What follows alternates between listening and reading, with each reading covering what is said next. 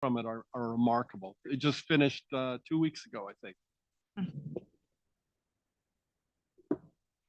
The second of the four is to develop compelling content and deliver it at scale. And I think that we've talked a little bit about this. This is about content strategy, creating content. That means content that we've largely created through our channels, focused on sharing the life, culture, and priorities of the university.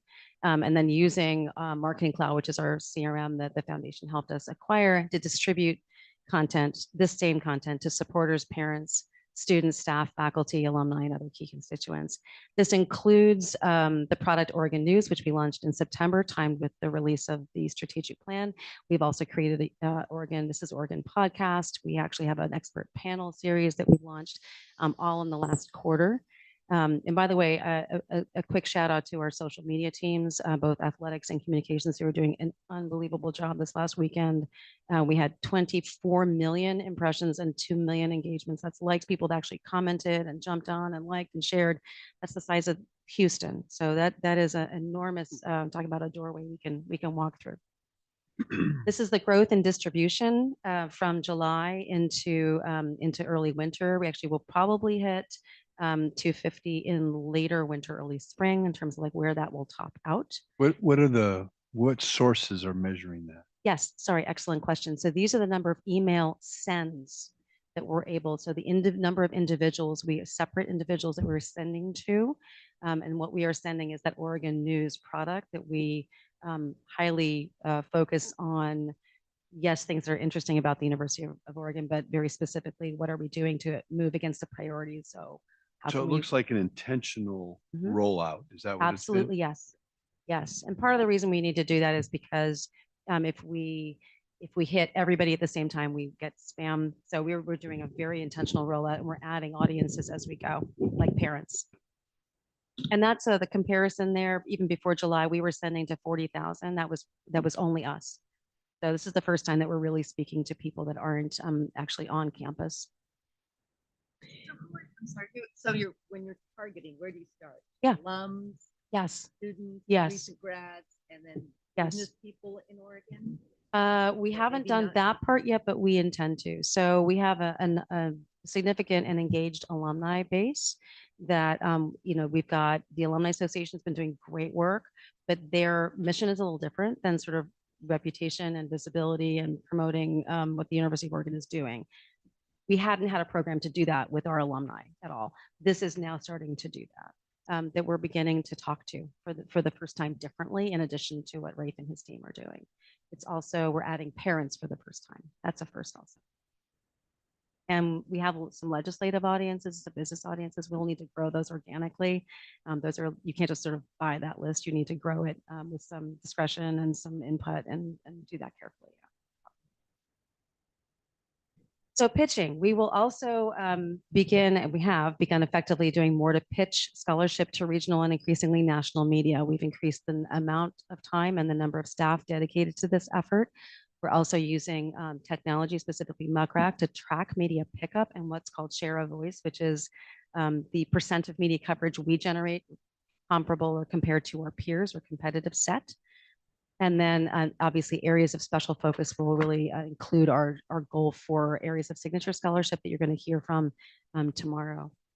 This is a graph of year-over-year increase in press releases, media releases on our research, 76% increase, and some of the coverage that we've recently enjoyed from, again, national outlets, Forbes, Washington Post, and so forth.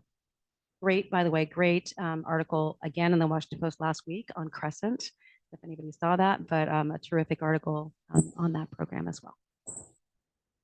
And then finally, we're going to work to expand our Big Ten spot into key markets. So for those of you who have been seeing or watching our games from the comfort of a screen somewhere in a restaurant or in your home, you will have seen our PSA, which is basically our free 30-second spot that we're given as by virtue of our participation in Big Ten. We've had great engagement and response to that, and we're assessing how we could build that out into more of a marketing campaign that can raise visibility in key markets, including for student recruitment.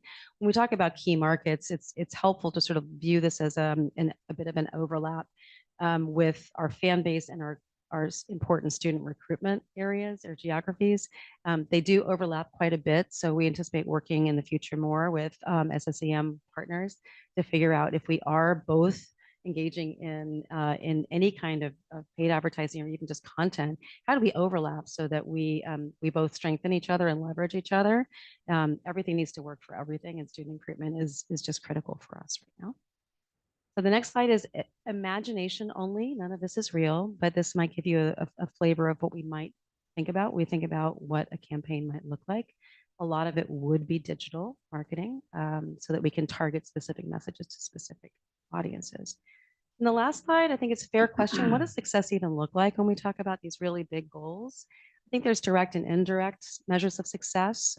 Direct, obviously, top of mind associations we want when we do, in 2 years or whenever we continue to do the study, we want to watch that perception move.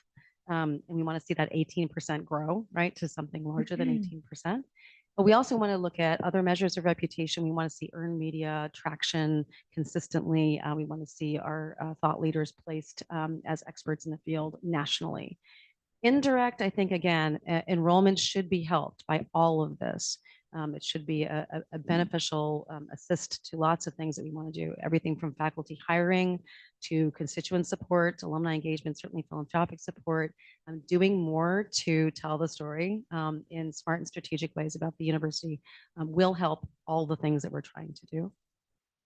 And then two caveats, I guess I threw on the end of this. We are in what I call year zero. I've used that phrase with my team. We've created a 5-year framework for what I wanted to see us accomplish at this place. I've used this phrase with Carl. Our peers have been doing all the things I just said for years consistently. So we are coming up strong. We're at a great moment of inflection with Oregon Rising, with our Ducks doing this, having this amazing, amazing season with eyes of the nation on us.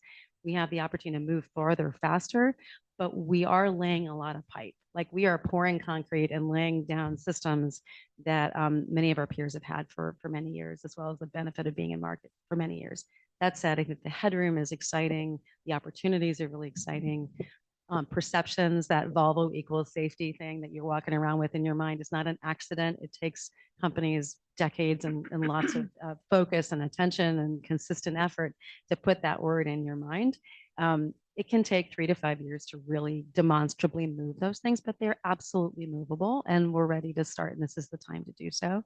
And to quote Carl, the opportunities here are breathtaking. From a marketing standpoint, I'm excited to get ready. Thank you.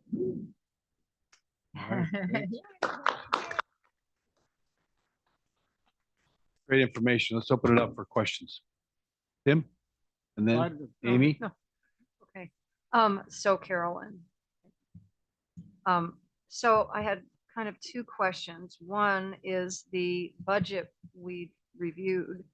Does that include you ramping up to do more? I mean, you're talking about doing a pretty heavy lift here, which is an investment of people and, resources. Yeah, everything that's already in whatever Jamie presented is my budget's in there as well. Okay. I think what we're looking at, again, we're assessing what we can do. I think internally we've redeployed a number of my staff and what they were doing to what they could be doing that's more aligned with this.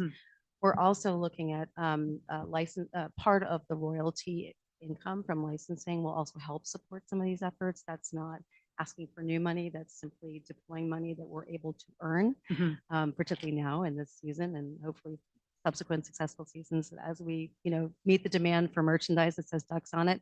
A percentage of part of that actually will go to help fund some of this. Okay. And then the other question was, it's wonderful that our claim to fame is incredible athletics, right? But as we've talked about, we've got a lot of other wonderful assets that people aren't aware of. And so are you thinking about that as okay, well, let's test these messages and add on to our brand, or do we need to do another kind of refresh on our branding? I don't think we need to do that. I think that, it's a little bit of your question too. I think that the easiest way to move that perception is beginning with what people already believe. Mhm. And I think if you only look at what people believe the qualities of our make our athletic program so amazing are innovation, style, speed, substance, the performance sport, science of sport, and science of study of performance, and the iconic history with Nike, and all of those things. Our mascot, even we just do things differently here. And I think that that gives us permission then to say, let's talk to you about how else we do things differently. Let's talk about how we're also innovative in others in other areas. That proximity is a much easier conversation to have than walking up to someone and trying to convince them that you have XYZ qualities about you from a dead stop. Mhm. So that's why I think people do believe it, and I think we need to continue to do some message testing on that. But I think it is a much more effective and a shorter distance to travel because people already are grounded in the association of University of Oregon with style, speed, and innovation. So using those as a bridge. Exactly. And because it is true, if it wasn't true of the rest of the organization, I'd say like we might have a problem here. When we look at those goal 4 areas, when we look at what Bomber is trying to do, when we look at what the Night campus is doing, those are 100% the same qualities: entrepreneurship, challenger thinking, innovation, speed to market. They're all in there. So makes my job easy. Tim? Yeah, I mean, this is exciting stuff for sure. There's so much to build on. But again, if we are very successful in the state of Oregon, we will go bankrupt. Understood. So we need to have this data globally. This is not just the US, it needs to be globally. And the opportunities are enormous. And I think we can build on all this stuff. But we have to be less parochial. So just commenting on the data part. So we're doing national work, which we share with Carol leadership team. And then, the other thing, so as a, sound like I'm the, AARP salesperson here, but like the benefit of the AAU membership is of all the nice things that Carl could have said about me, the nicest thing he could have said is I'm free. So this is something you get as a priceless, right? Cheap. This is this is something you get as part of your AAU membership. So we can do work at the national level as well. But then I think you used the word targeting. And as some of you may have heard, there was a presidential election, right? And targeting. And there's some relationships we have with folks on both the targeting side and the buying side, and a variety of things where you can also get a little bit of better pricing because you're buying it at scale. And the last thing I would say is you had indirect and direct. Yeah. I would move enrollment up to whatever higher than direct is. This is all about getting students here so they can understand how important their lives will be after they've matriculated here. It's absolutely needs to work to support that. It's an absolutely mission critical objective. And I look forward to working with a colleague partner in that area to figure out how we maximize that. I do want to just touch on like the Oregon point. We talk about the Corey quote with different messages to different audiences. I think we do need a specific Oregon focused messaging strategy that elevates messages like half of our students graduate with no debt. The number of Oregonians, deserving students who are at the university at very little or no cost. I think we're doing some of this. I think we probably need to do more programmatically, but we also need to do the work of sharing that information, particularly to our state partners. Yeah. Okay, David? You mentioned royalties. I was curious kind of where that money goes. Like, for example, last Saturday, I saw the Allstate commercial with Oregon Duck, and I was wondering, does that go to athletics? Does it go to the ENG fund, or, yeah. So that is a sponsorship. I can't speak to sponsorships. I'm not Yeah, not the Allstate specifically, thing. I'm just in No, general. like all, I think all of our peers have the same model, which is the licensing royalties are typically split between athletic organization and the university. And I've never seen a model where that hasn't been shared as a resource to help fund both. And that's our model. Yes. Yes. What's the percentage split? Do you want me to speak to this or do you Sure. want to? Yeah, so it is a 50-50 split with 50% going to, well, first there's some that goes to pay the expenses of the office that helps manage that. And then it's a 50-50 split, but there is a chunk of money out of the university side that we have used historically to help buy down the student tickets for football because ASUO used to purchase those directly and Right. many years ago decided to redivert that money.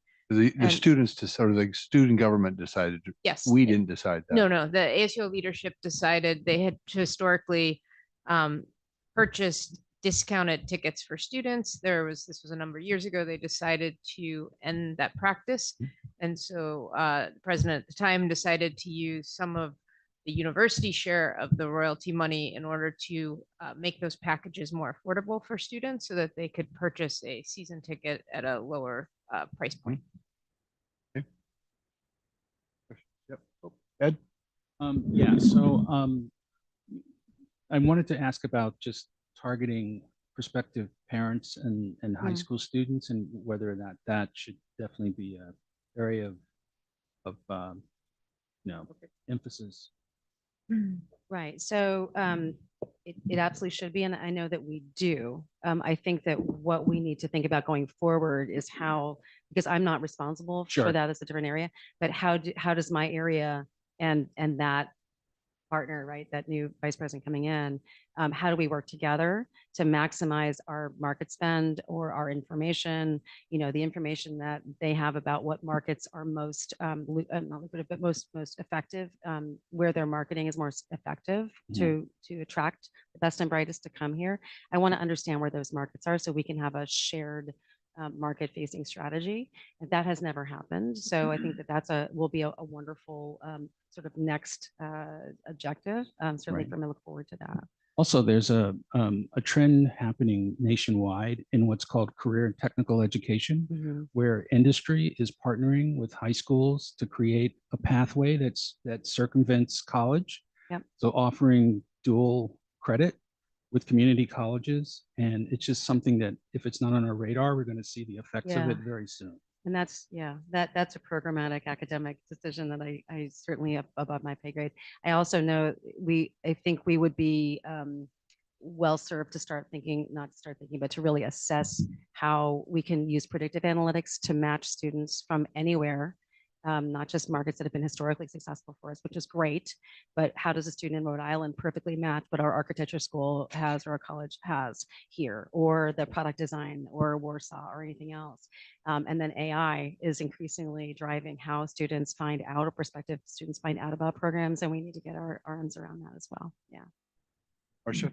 I just, this morning, we shared a tight seat on the Sprinter van, and I think two things I learned from Carol this morning. One is she is co-chairing the search for the next VP of enrollment, which I could have totally botched what the title is. So I think that's a huge opportunity. And then that's the other thing she said is we are behind on a lot of innovative practices around recruitment.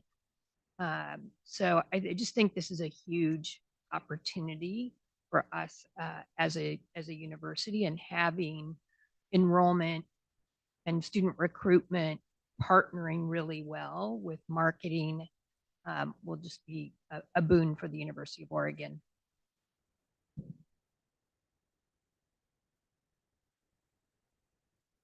Right. Well, this was really fascinating and wonderful, and loved how we combined, Ken, your comments, your research with Carol's expertise in looking at the direction that we need to head. So thank you very much. Appreciate it.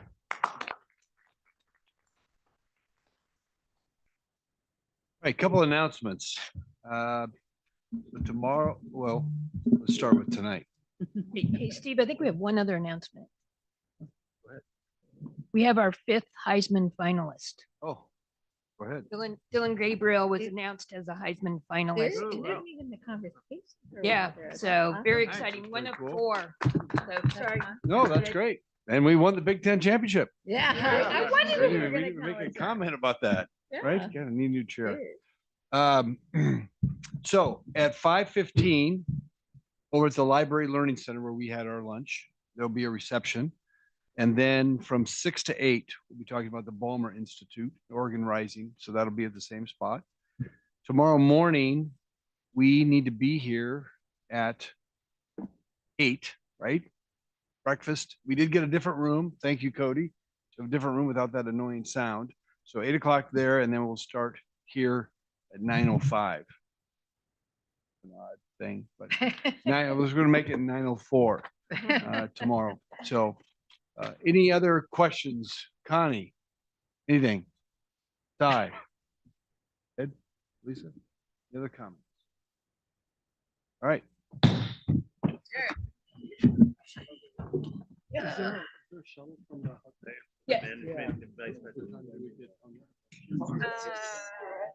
What time does it start? 4:45?